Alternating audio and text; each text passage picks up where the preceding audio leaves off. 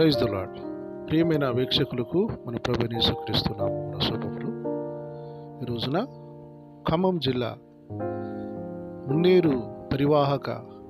మున్నేరు వాగు యొక్క పరివాహక ప్రాంతంలో ఎవరైతే బాధితులు ఉన్నారో వారిని వీక్షించడానికి సర్వే చేసి బాధిత కుటుంబాలకు కాస్త సహాయం చేద్దామనేటువంటి ఆర్థిక సహాయం, అక్కడున్న ప్రజల అవసరతలు తెలుసుకుందామనేటువంటి ఉద్దేశంతో ఈ రోజున తేదీ 6వ తేదీ అనగా శనివారము ఖమ్మం పరివాహక ప్రాంతమైనటువంటి ఆ మున్నేరు వాగు పరిసర ప్రాంతాలను దర్శించడం జరిగింది. అక్కడ చూస్తే హృదయ విదారకమైనటువంటి సంఘటనలు, ఎన్నో హృదయాన్ని కలిసివేసేటువంటి సన్నివేశాలు చూసినాం. ఈ గృహం ఒక వృద్ధురాలిది. ఆమె మాటల్లో మీరు మీకు వంట సామాన్లు కనుక ఏమి లేవు, పొయ్యి కనుక లేదు, వంట సామాన్లు కానీ. ఎంతమంది ఉంటారు ఇక్కడ మీరు?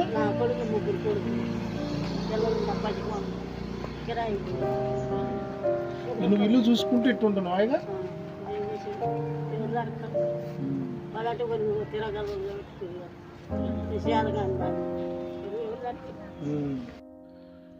వృద్ధురాలు తల్లిగారు చెప్పిన విషయం ఏంటంటే, ఇక నాకు మొత్తము కొట్టుకొని పోతే వరదలో ఈ పాత్రలు మాత్రమే మిగిలిపోయినవి, ఇక ఆ పాత్రలు ఆడ పెట్టుకొని ఆ కూలిపోయిన ఇల్లును ఇలా చూసుకుంటూ నేను ఉన్నాను అని చెప్పడం చాలా నా హృదయాన్ని కలిసివేసింది. పర్వాలేదమ్మా, ధైర్యంగా ఉండు, మేము కూడా ఏదైనా సహాయం చేస్తామని ఆ తల్లిని ఓదార్చడం జరిగింది. అలాగే అక్కడి నుంచి కొంచెం దూరం రాగానే అక్కడ ఒక చర్చ్, హెబ్రోన్ చర్చ్ ఇది. అక్కడ ఉన్నటువంటి సేవకులు కూడా సంఘం, చర్చిలో ఉన్నటువంటి మైక్ సెట్లు అవన్నీ కూడా పూర్తిగా అంత ఎత్తున నీళ్ళు వచ్చి ఇందులో ఆగిపోయినాయి. ఇంకా బురద అలాగే ఉందండి.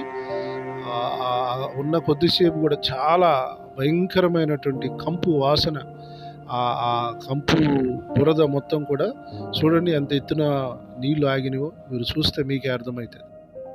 పరిస్థితి చాలా దారుణంగా అనిపించినది. తర్వాత అదే పరివాహక ప్రాంతము పక్కన ఉన్నటువంటి మరొక మందిరం ఉన్నటువంటి చోటుకు కూడా రావడం జరిగింది. ఇక్కడ ఈ చర్చిలో కూడా పూర్తిగా జలమయమైపోయింది. అక్కడ పాస్టర్ గారు, వారి కుటుంబం మొత్తం వస్త్రాలు అన్నీ బట్టలు కొట్టుకొని పోయినాయి. అక్కడ వారు చెప్పారు, చూడండి అంత ఎత్తున నీళ్ళు వచ్చినాయని. చర్చి మొత్తం కూడా అలాగే మునిగిపోయింది. అందులో ఉన్నటువంటి చర్చిలో ఉన్నటువంటి చాలా వరకు మునిగిపోయినట్టుగా, కనీసం మోకాల లోతు బురద కూరుకొని పోయినట్టుగా అక్కడ ఉన్నటువంటి సేవకులు తెలియజేశారు. ప్రభువైన యేసుక్రీస్తు నామమున మీ అందరికీ వందనాలు. ఈ ఖమ్మం జిల్లా ఖమ్మం ప్రాంతంలో ఈ నది పరివాహక ప్రాంతం ఏ ప్రాంతం? పాస్టర్ సామిల్ గారు ఉన్నారు. వారి చర్చి ఇక్కడ మొత్తం కూడా మునిగిపోయింది. ఈ చర్చిలో మొత్తం బాక్సులు కూడా ఖరాబ్ అయినాయి. ఈ చర్చి మొత్తం కూడా నిండిపోయి చాలా ఇబ్బందులు పడుతున్నారు. పాస్టర్ గారు, సామిల్ గారు, ఇక్కడ జరిగిన విషయాలు ఒక 2 విషయాలు మాట్లాడారు. అందరికీ వందనాలు. గత శనివారం రాత్రి ప్రారంభమైంది రావటం. ఆదివారం ఉదయం 10 గంటల నుంచి 1 గంట మధ్యలో మొత్తం చర్చి మొత్తం నిండిపోయినాయి. ప్రాంతం అంతా చాలామంది ఇంట్లో ఫ్రిడ్జ్లు, కూలర్లు, తర్వాత ఉన్న వాషింగ్ మిషన్లు, అంతేగా వంట సామాగ్రి, తలుపులు ఆటోమేటిక్గా వరద తాకిడి తట్టుకోలేక తలుపులు డోర్లు ఓపెన్ అయ్యి ఆల్రెడీ నిత్యావసర వస్తువులన్నీ కూడా కొట్టుకెళ్ళిపోయినాయి. వాళ్ళకి తినడానికి కానీ వండుకోవడానికి కానీ ఏ వస్తువులు కూడా ఎటువంటి ఏమీ లేవు. ప్రస్తుతానికి సర్వైవ్ కావడానికి మీకు ఏం అవసరం? ఉండడానికి భోజనం ప్లేట్లు, ఈ పాత్రలు, వంట సామాన్ వరకు అవసరం. మొత్తం కొట్టుకొని వెళ్ళిపోయినాయి. అలా వరకు అందరికి కూడా ఈ పారిగోళ్ళు పడిపోయినాయి. ఎదురు పారిగోళ్ళు పడిపోవడం, డోర్లు ఓపెన్ అయ్యి వరద తాకిడికి. ఇక్కడ ఎన్ని కుటుంబాలు ఉంటాయి? ఇప్పుడు ఈ పాత్రలు సర్వం కోల్పోయినట్టు దాదాపు 500 కుటుంబాలు ఉంటాయి. దాదాపు ఇప్పుడు బ్రతకడానికి అంటే స్వచ్ఛంద సంస్థలు కొద్దిగా ఏదో బియ్యం అవి ఇస్తున్నారు, భోజనం పెడుతున్నారు, కానీ మీరు బతకడానికి, సర్వైవ్ కావడానికి పాత్రలు అనేవి ఇంపార్టెంట్. మళ్ళీ వాళ్ళు రేపు చేస్తారు. కొంతమంది బియ్యం ఇచ్చారు, కొంతమంది దుప్పట్లు ఇచ్చారు. ఇక ఈ రేపటి నుంచి ఇవాళ రేపు ప్రభుత్వం కూడా ఆపేస్తుంది భోజన సెషన్. ఇక రేపు నైట్ నుంచి రేపటి నుంచి వండుకోవాలి. ఇంకా వండుకొని తినాలి కాబట్టి ఖచ్చితంగా ఈ పాత్రలు అనేది అవసరం ఉంటుంది.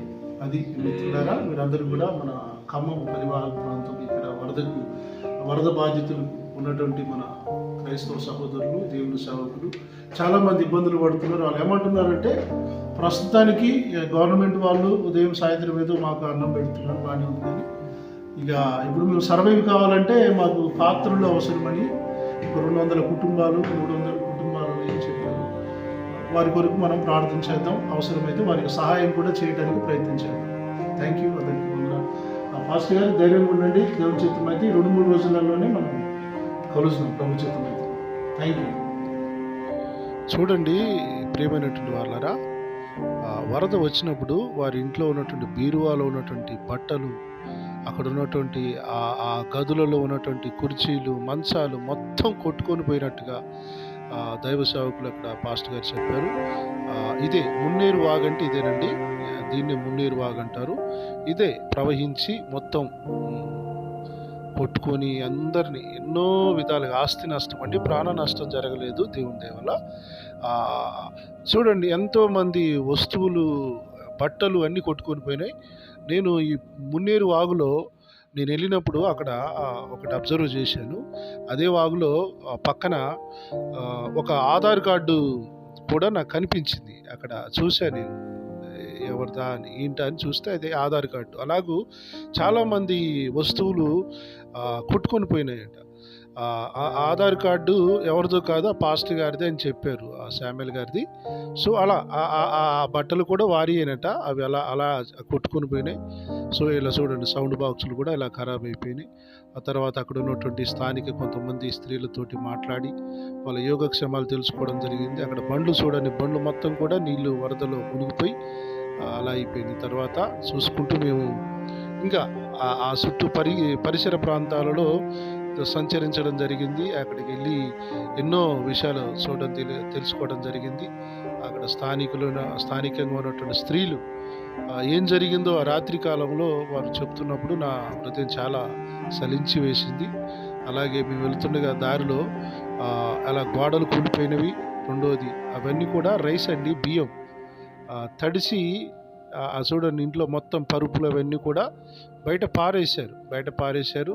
దేనికి పనికిరానటువంటి స్థితిలో వాళ్ళ జీవితాలు అలాగ అయిపోయినాయి. అవన్నీ బియ్యం బస్తాలు అన్నీ ఖరాబ్ అయిపోయి అవి ఉపయోగం కాకుండా అయిపోయింది.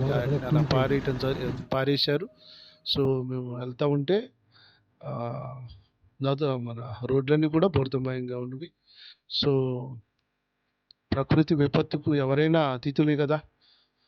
మీరందరూ కూడా ప్రార్థన చేయండి. దేవుడు మిమ్మల్ని ప్రేరేపిస్తే సహాయం చేయండి.